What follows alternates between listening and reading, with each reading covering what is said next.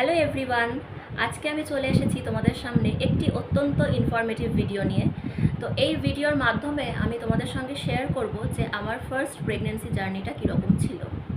তো ওল্ড ওয়াইফসরা বা আমাদের ঠাকুমা দিদারা কি বলতেন, গর্ভবতী মায়েদের দেখে ওনারা বেবি জেন্ডার প্রেডিকশন করে দিতে পারতেন। তো আজকে আমরা সেটাই সত্যতা যাচাই করব যে ওনারা কতটা ঠিক বলতেন এবং কতটা ভুল বলতেন। তো প্রথমেই আমি বলবো যে প্লাসেন্টা সম্পর্কে। তো আমাদের 4 ধরনের প্লাসেন্টা হয়, আমরা সবাই জানি।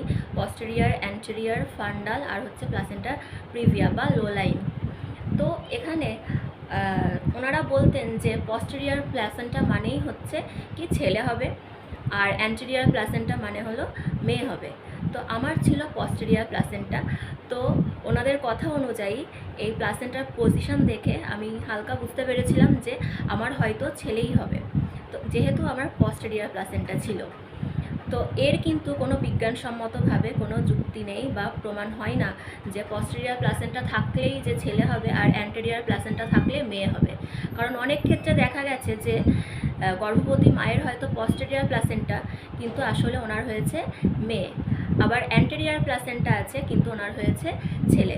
তো এটা কিন্তু একদম সত্য নয়, বিজ্ঞানসম্মতভাবে এটা প্রমাণিত নয়, কিন্তু আমার সঙ্গে এটা মিলে গিয়েছিল।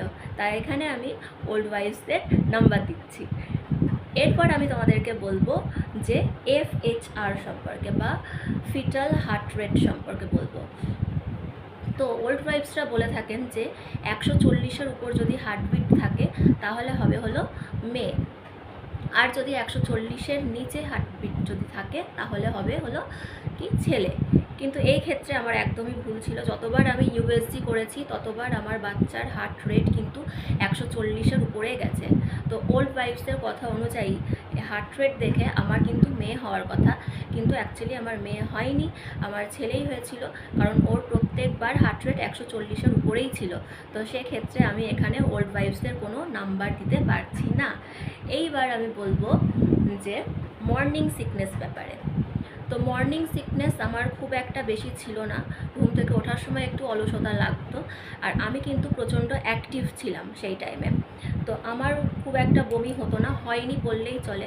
মানে 9 মাসের প্রেগনেন্সি জার্নিতে আমার একদিনের জন্যও কোনো বমি বমি ভাব আসেনি। তো আমি প্রত্যেক দিন 3 ঘন্টার যাওয়া আসা করতাম, বাস জার্নি করতাম, সেক্ষেত্রে আমার কিন্তু কোনো অসুবিধা হয়নি। আর অনেকে বলে থাকেন, তো ওল্ড ওয়াইফসরা বলে থাকেন যে গর্ভবতী মা যদি প্রচণ্ড অ্যাক্টিভ থাকে তাহলে কি হবে, ছেলে হবে। আর যদি অ্যাক্টিভ না থাকে বা যদি খুব বমি হয় বা খেতে না পারে তাহলে তাদের মেয়ে হবে। তো এক্ষেত্রে আমি ওল্ড ওয়াইফসদের নাম্বার দিচ্ছি, কারণ আমি প্রচণ্ড অ্যাক্টিভ ছিলাম। এই যে আপনাদের সাথে শেয়ার করলাম যে আমি রোজ 3 ঘন্টা করে বাস জার্নি করতাম। এছাড়াও আপনারা অনেকেই জানেন আমি হচ্ছি স্কুল টিচার একজন। তো তাদের বাচ্চাদের সঙ্গে আমি প্রচণ্ডভাবে অ্যাক্টিভলি কাজ করতাম, ওদেরকে পড়াতাম, নাচ করাতাম, গান করাতাম, সবই করেছি। তো ওল্ড ওয়াইফসদের কথা মতো আমার এখানে ছেলে হয়েছিল, তো এটা আমি ওদেরকে রাইট দিচ্ছি। আবার অনেকে বলে থাকেন গর্ভবতী মা যদি সুন্দর হয়ে যায় তাহলে নাকি মেয়ে হয়, আর গর্ভবতী মায়ের স্কিন যদি বাজে হয়ে যায়, মুখে যদি অনেক ব্রণ, এটা ওটা পিম্পলস বেরোতে থাকে তাহলে নাকি সেক্ষেত্রে তার ছেলে হয়। তো আমার ক্ষেত্রে হয়েছিল যে খুব একটা আমার মুখে কিচ্ছু বেরোয়নি, আমি যেরকম আগে ছিলাম, স্কিনটা মোটামুটি ভালোই ছিল। তো প্রেগনেন্সি জার্নিতেও ঠিক সেরকমই ছিল, আমার স্কিনের সেরকম কোনো পরিবর্তন দেখা যায়নি। তো সেদিক থেকে দেখতে গেলে আমি ওল্ড ওয়াইফসদের কোনো নাম্বার দিতে পারছি না। আর মানে হিসাব মতন দেখতে গেলে যে আমার মেয়ে হওয়ার কথা, তো স্কিন টোন দেখে বা চেহারা দেখে কিন্তু আমার মেয়ে হয়নি, ছেলেই হয়েছিল। এছাড়াও বলে থাকেন যে নাভি দেখে অনেকে বুঝতে পারেন। তো নাভি যদি বাইরের দিকে বেরিয়ে আসে তাহলে নাকি মেয়ে হয়, আর নাভিটা যদি ভেতরের দিকে ঢোকানো থাকে তাহলে নাকি ছেলে হয়। তো আমার নাভি বাইরের দিকে বেরিয়ে আসেনি, নাভি ভেতরের দিকেই ছিল। তো এই ক্ষেত্রে ওল্ড ওয়াইফসরা আবার নাম্বার পাচ্ছেন, তো আমার ছেলে হয়েছিল। এছাড়াও অনেকে বলেন যে গর্ভবতী মা যদি মিষ্টি খেতে পছন্দ করে তাহলে নাকি তার মেয়ে হয়। আর আমার মিষ্টি কোনো কালেই পছন্দ না, তো আমি বেশি টক ঝাল খেতেই পছন্দ করতাম, আর বেশিরভাগ দিনই আমি ফুচকাই খেতাম। তো এই ক্ষেত্রে ওল্ড ওয়াইফসদের কথার সঙ্গে আমার মিলে গিয়েছিল যে আমার ছেলে হয়েছিল, যেহেতু আমি বেশি পরিমাণে টক খেতাম।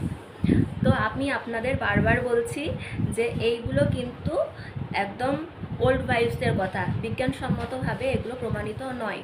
আমার সঙ্গে যেগুলো হয়েছিল সেগুলোই আমি আপনাদের সঙ্গে শেয়ার করলাম। তোমাদের সঙ্গে কি হয়েছিল, তোমাদের প্রেগন্যান্সি জার্নিটা কীরকম ছিল, আমার সঙ্গে কিন্তু শেয়ার করবে। বাই।